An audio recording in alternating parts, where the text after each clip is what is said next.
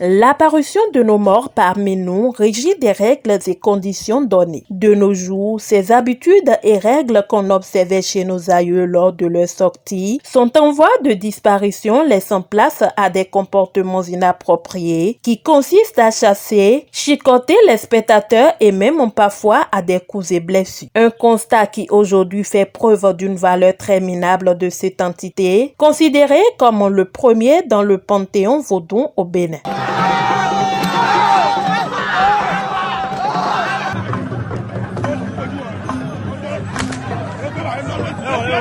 Ça fait un peu honte à nos grands-parents qui ne sont plus, nos aïeux qui ne sont plus. C'est ce désordre que tu vas voir. Celui qui est venu, vous l'avez invité. Même si vous ne l'avez pas invité, il est venu.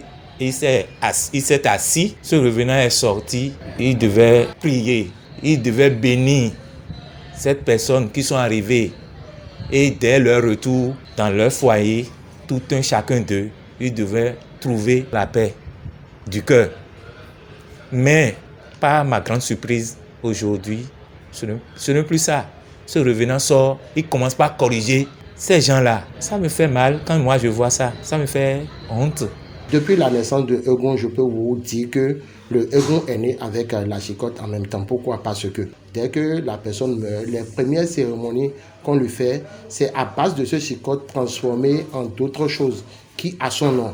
C'est de là que tous les rituels commencent. Alors si tous les rituels commencent là, jusqu'à la réincarnation de la personne, la chicotte vient avec, mais pas comme on l'observe aujourd'hui. D'accord?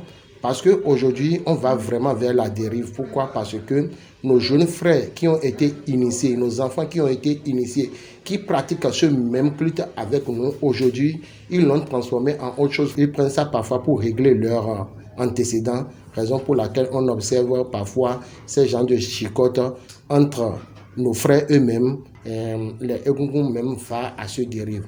Or, c'est vraiment déplorable. Pourquoi? Parce que autant de nos anciens, autant de nos grands-parents, autant de nos grands-parents, quand Egungun sort, ne chicote pas tout le monde. Quand Egungun te chicote, c'est une gloire pour toi, une chance pour toi, parce que il y a un sort sur toi qui sera conjuré par ce chicote. Je crois que si vous faites beaucoup attention dans les maisons où il y a la pratique du culte Egungun, vous ne verrez pas ces genres de manifestations, ces genres de comportements où les Egungun seront avec chicotte.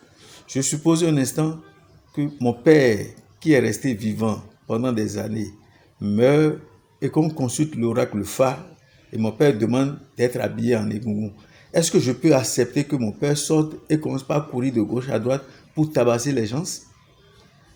Ce constat que vous êtes en train de voir aujourd'hui dans la ville de Cotonou, Calavi, un peu partout, reflète la mauvaise foi de ceux-là que nous avons acceptés de venir vers nous pour faire la chose avec nous, qui pensent aujourd'hui être déjà grands, être mûrs, et ils ont commencé par faire du n'importe quoi avec le culte Egungun, et c'est devenu un règlement de compte vis-à-vis de certaines personnes qu'ils voient autour de leur lieu de manifestation. Sinon, vous ne verrez aucune grande famille digne de ce nom qui sortent les Egungun, vont mettre des chicottes en main pour les Egungun, pour dire il faut courir. Mais toi-même, ça ne te honore pas. D'autant plus que tu es en train d'organiser une fête. Pour les dignitaires de ce culte, ce sont des comportements à abolir afin de promouvoir cette tradition. Ils invitent tous les acteurs de ce culte à observer les règles de la divinité afin de bénéficier de ces grâces, car le monde des revenants à cet totem et réplique du...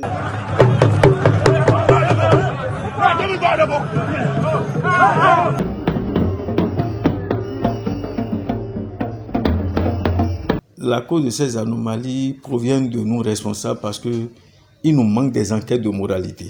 Et quelque part, nous avons le flair devant celui qui est venu faire la demande pour nous demander de l'autoriser. Il ne faudrait pas qu'on se voie la face pour se dire la vérité. Celui qui est venu pour une demande de manifestation, soit tu es dignitaire de père, de mère, de grand-mère paternelle ou de grand-mère maternelle. Mais je crois que si les responsables à divers niveaux peuvent comprendre et désormais commencer par situer les responsables. Tu veux sortir Egungun, ça te concerne de quel côté? Si c'est de côté maternel, bon, va faire ça chez ta mère. Si c'est du côté grand-père et grand-mère maternelle, va là-bas. Parce qu'il ne faudrait pas que ceux-là à qui nous donnons l'autorisation, parce que la signature du maire est engagée, la signature des responsables à divers niveaux est aussi engagée.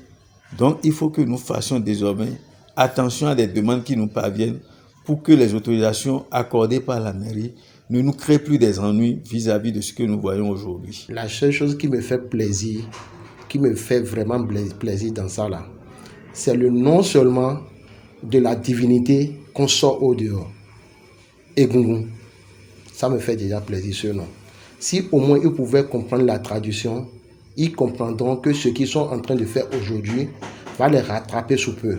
Parce qu'on dit Egungun, donc ça tue à petit feu. Quand ça t'attaque, c'est parti pour un temps record. Espérant que les uns et les autres prendront conscience pour la pérennisation de cette identité culturelle et cultuelle qui nous différencie des autres.